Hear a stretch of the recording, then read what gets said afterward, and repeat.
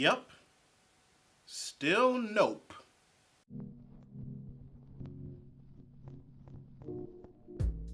Readers, today I'll be reviewing It, Chapter 2, which follows a lot of the beats as you expect.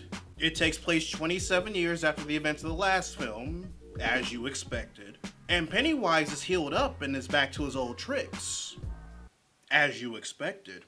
So now the Losers Club, all grown up, have to get back together in Derry, Maine to finish what they started once and for all, as you expected.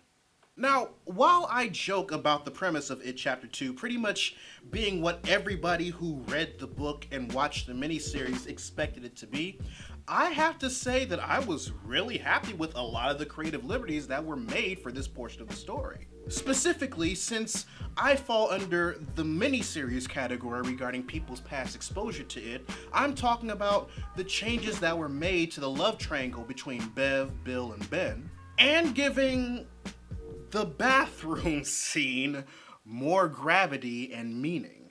Don't look at me in that tone of voice acting like I don't know what I'm talking about. You know good and damn well which bathroom scene. They even went on to explain Pennywise's origin in this movie, which those of us who only watched the miniseries didn't have access to.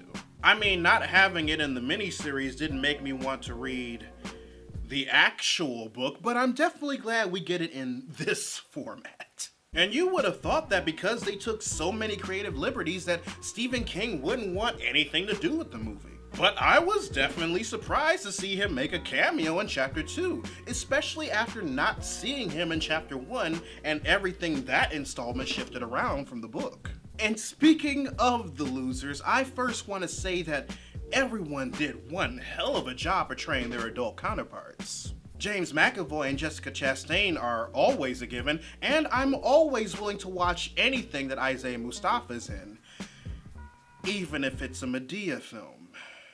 But god damn it, Bill Hader played the fuck out of Richie, and I love the changes that were made to his character. And not only does James Ransone's adult Eddie match the energy and the literal visage of Jack Grazer's Eddie, but I also thought that a lot of how he was handled in this was better than how he was handled in the miniseries. As a matter of fact, I can say that about a lot of the stuff that was comparable to the miniseries. The only thing that I initially had a problem with was how they found a way to reuse one character, particularly from Chapter 1, more along the way that they were used in the miniseries for Chapter 2. It wasn't how it was executed that had me tilting my head, though. I just want to make that very clear. It was how they explained the character's presence in Chapter 2 after the events of Chapter 1 happened the way that they did in order for said character to better follow his book/miniseries counterpart that made me feel that the execution was a bit convenient. I'm trying not to say lazy. Can you tell that I'm trying not to say lazy? Other than that, when it comes to It Chapter 2, color me impressed. I already thought that Chapter 1 was good, and this was a solid send-off to what I can easily say is my favorite version of the story. You know, now that I'm in a better headspace to properly digest horror films. I'd say it's worth a full price ticket if you're going to see it in theaters. As for home video, I'd say that I'll buy the Blu-ray considering I enjoyed this two-parter, but I know myself, and I know Warner Brothers. Yes, I'd buy a Blu-ray of this film. But because I have yet to buy It Chapter 1, despite it being good, I just know that Warner Brothers is going to do either a collector's edition of both films, or just find a way to combine both films into one 5+ hour extended edition, which will be the copy that I actually buy.